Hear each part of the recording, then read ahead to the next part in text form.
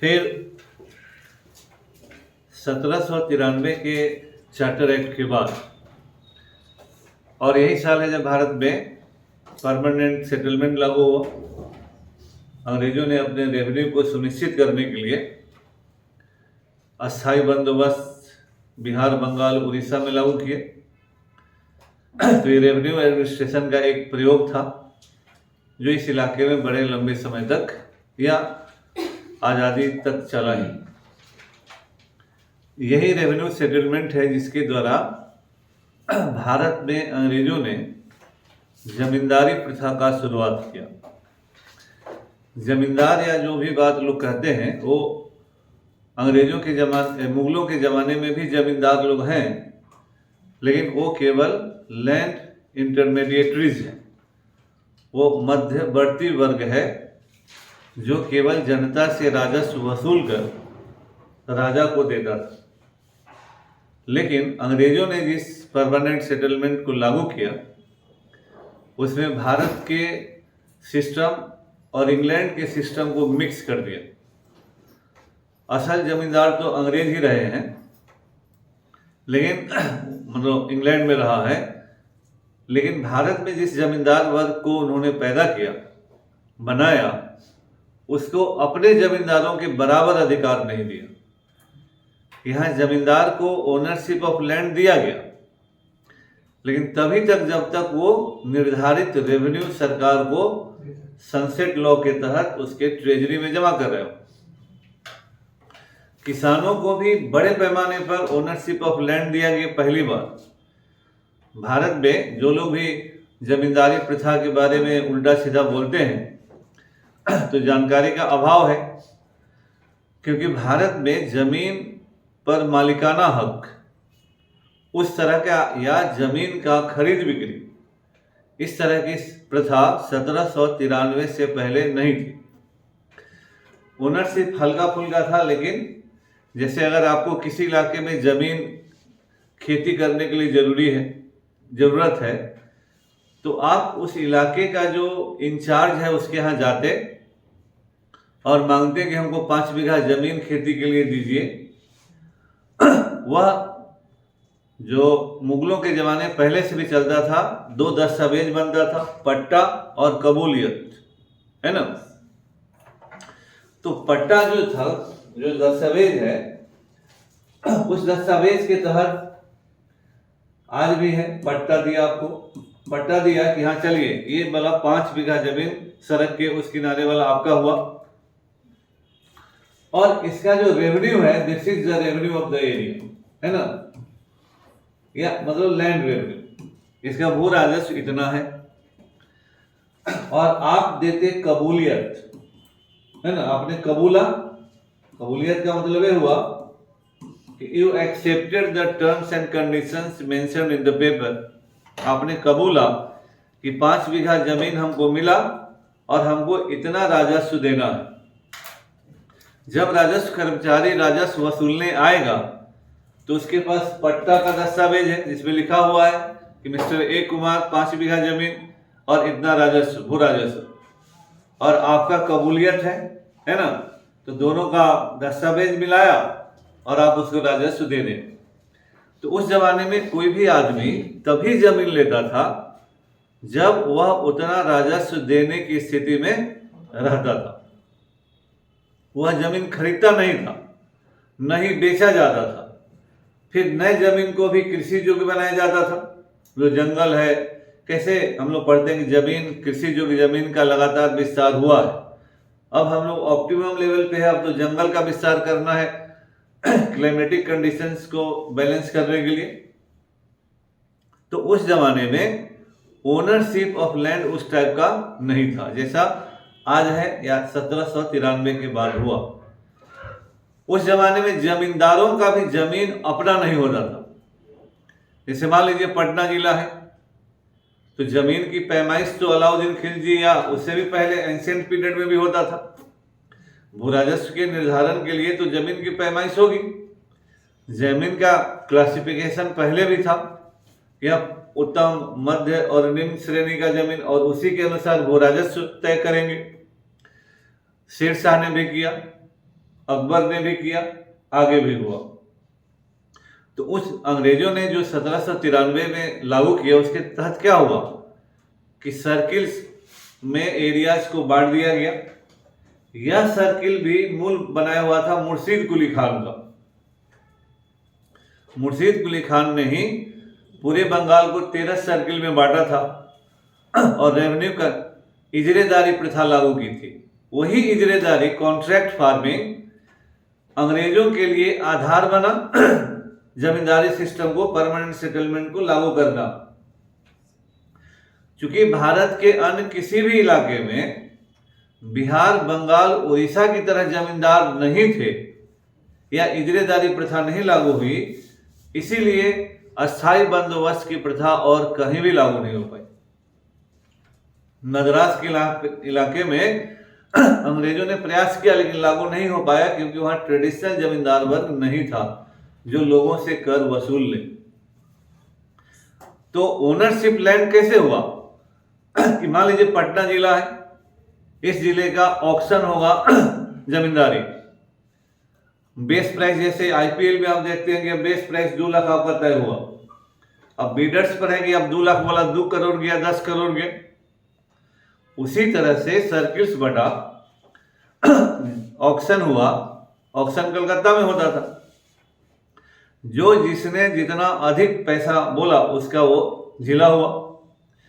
अब जमींदार से अंग्रेजों का केवल एक ही संबंध रहेगा कि सनसेट लॉ था लागू, सूर्यास्त का नियम, जिसके तहत निर्धारित दिन को, यानी अंग्रेजों ने अगर कहा कि 31 मार्च सूर्यास्त तक सरकारी ट्रेजरी में पैसा जमा हो जाना है, तो आपको जमा कर देना था। अंग्रेजों में नियम ऐसा नहीं था कि हाँ बोले कि मेरा गाड़ी पंचर हो गया, मेरे बाबूजी तबीयत खराब हो गया, वो वहां चले गए। अंग्रेज नियम के पक्के थे, तभी उतने आगे गए हैं। इस मामले में रिश्तेदारी, नातेदारी, दोस्ती, महिमी कुछ नहीं।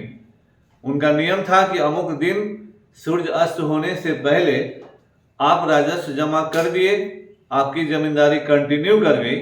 अगर राजस्व जमा नहीं किए तो आपकी जमींदारी गई। और फिर जब वो जमींदारी नीलाम होगी तो आप जमींदारी में नहीं जाएंगे ऑक्शन में खरीदने, है ना। जो आदमी डिफॉल्ट किया उसको ऑक्शन में अंग्रेज नहीं भाग लेने देते थे। वो लोग जरूर करते थे कि अपने नौकर चाकर के द्वारा भले खरीदवा लिए, otherwise directly you will not be allowed in the auction, है ना।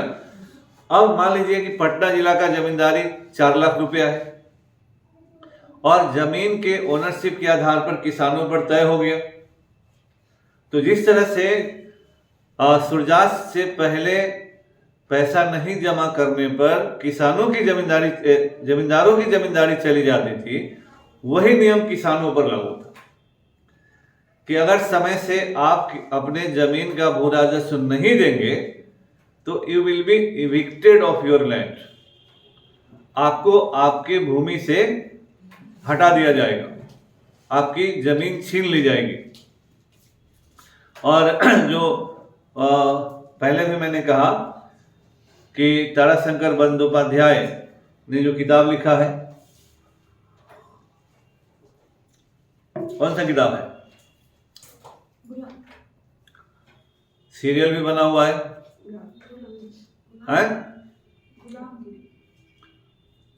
Tarashankar Bandyopadhyay.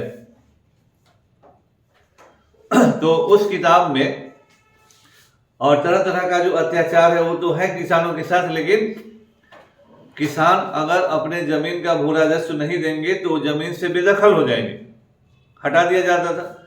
Mother India cinema देखिए, है ना, या इस तरह की जितना भी सिनेमा है। अब वो जमीन से तो किसान का जमीन छीन लिया गया क्योंकि उसने भू राजस्व नहीं दिया, लेकिन जमींदार को तो भू राजस्व देना है। तो जो जमीन छीना गया वो अब जमींदार ले लेगा, क्योंकि उसको अपनी जमींदारी बचानी है। तो जहां से अगर बचाना है तो जहां से भी होगा पैसा लाकर उसको जमा करना है ना। तो इस तरह से बहुत सारा जमीन जमींदारों के पास गया। और जमींदारी अगर हम अभी लिए हैं और हमने साल भर के बाद कोई जंगल है, कोई अनउपजाऊ जमीन है, उस सबको हमने अगर उपजाऊ जमीन बनाया तो that ownership will also go to the land owner, landlord. तो इस तरह से जमींदारों की जमीन बढ़ी, कोई उन्हें अंग्रेजों ने नहीं दिया। और जैसे इनकी जमींदारी छीनी जाती थी, कैसे कुंवर सिंह परेशान थे, इसी कारण कि वो सनसेट लॉ के अंतर्गत बहुत सारा भू राजस्व नहीं देते थे, उतनी उनकी जमींदारी छीन ली जाती थी। और अंग्रेज से दोस्ती भी काम नहीं आएगा, क्योंकि अंग्रेज में फैसला करने का अधिकार गवर्नर जनरल के पास है, तो जो जिला कलेक्टर है या लोकल अथॉरिटी है उसका तो अथॉरिटी नहीं। तो जब इसीलिए कुंवर सिंह भी नाराज थे, क्योंकि कुंवर सिंह ने कहा था कि हाँ हम हमारे जमींदारी को मैनेज करने के लिए एक मैनेजर दे दो। अंग्रेजों ने कहा कि आपकी जमींदारी है, आप देखिए, है ना, जबकि उनकी अंग्रेजों से बहुत अच्छी दोस्ती थी, है ना। तो उस तरह से जमीन का ओनरशिप भारत में जो है या इस इलाके में बढ़ा, क्योंकि सब जगह वही नियम लागू था कि आप राजस्व नहीं देंगे, जमीन छीन ली जाएगी। वह किसानों के साथ ही नहीं होता था, जमींदारों के साथ भी वही नियम होता है ना। तो 1793 इसलिए भारत में, और ये इसलिए किया गया कि ये परमानेंट सेटलमेंट, अस्थायी बंदोबस्त अंग्रेजों ने किया, क्योंकि 1764-65 के बाद, विशेषकर फिर 1772 के बाद भू राजस्व वसूली का जितने भी एक्सपेरिमेंट्स अंग्रेजों ने किए सभी फेल कर गए। और तब उन लोगों ने सोचा कि नहीं, इस भू राजस्व का वसूली का कोई अस्थायी समाधान करें। फिर उसके लिए उन लोगों ने अपना मतलब रिसर्च किया, भारत के अनुभवों को लिया, अपना अनुभव मिलाया, और तब जाके अस्थायी बंदोबस्त 1793 में लागू हुआ। तो इससे इतना ही फायदा हुआ अंग्रेजों को कि उनको पता था कि उनको एक साल में कितना राजस्व आएगा, है ना। और वो जो किताब था, जो तारा शंकर बंदोपाध्याय, वो गण देवता किताब था। क्लास में कई बार बताए हैं, आप लोग भूलने का बीमारी आप लोग, इधर उधर का बात ज्यादा कीजिएगा तो याद करना होना होगा,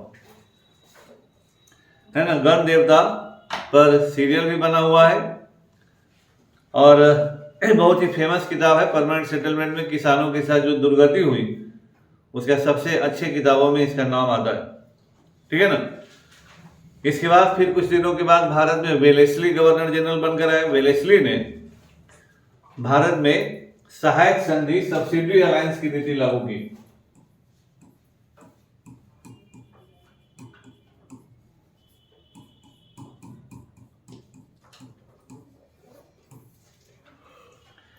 सहायक संधि के द्वारा अंग्रेजों ने भारत में बिना युद्ध लड़े भारत के राजे रजवाड़ों को अपने जाल में लपेट लिया। हैदराबाद का निजाम पहला शासक है भारत का जिसने सब्सिडी अलायंस साइन किया। याद रखिएगा, हैदराबाद का Nizam of Hyderabad was the first to sign the subsidy alliance,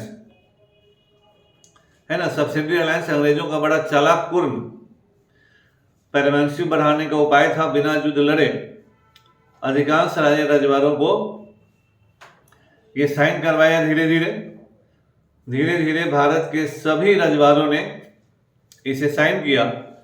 इन्हीं लोगों को भारत के इतिहास में प्रिंसली स्टेट्स कहा गया, रजवाड़े कहा गया।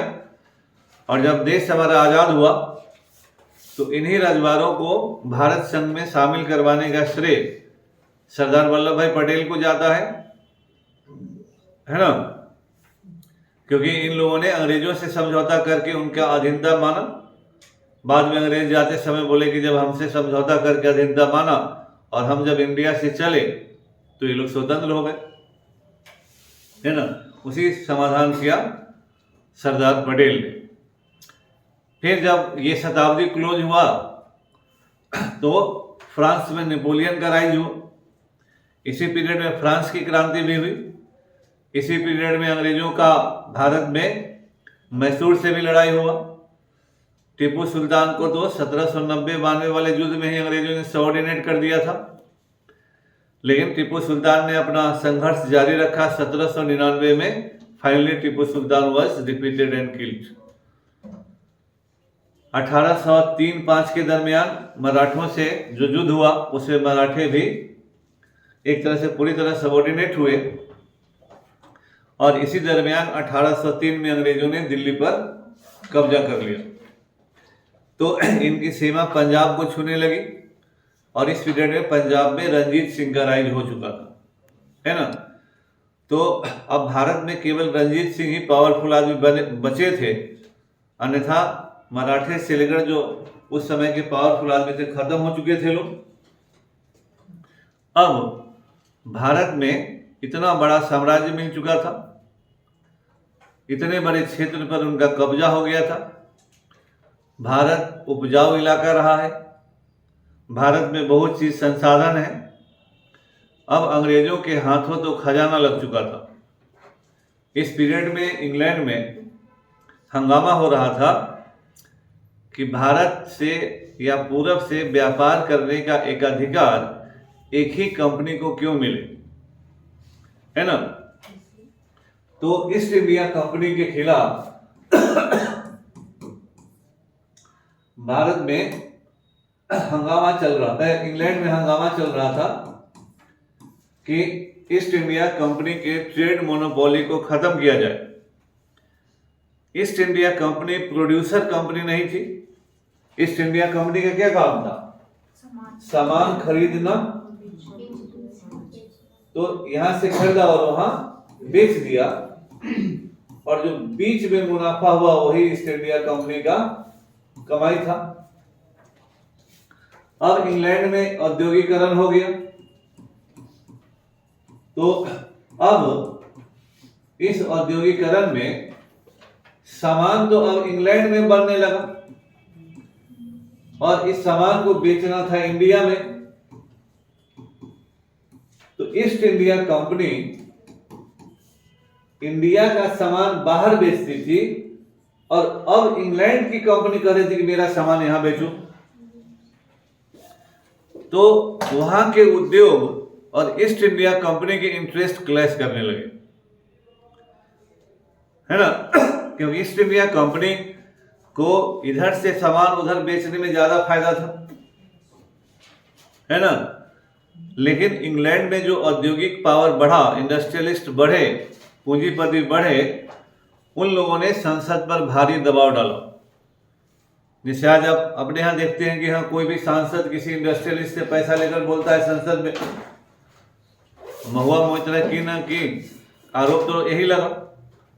या फिर इसके पहले भी इस तरह के आरोप भारत में लगे हुए हैं कि पैसा लेकर आप प्रश्न पूछते हैं संसद में, ये होता है ना।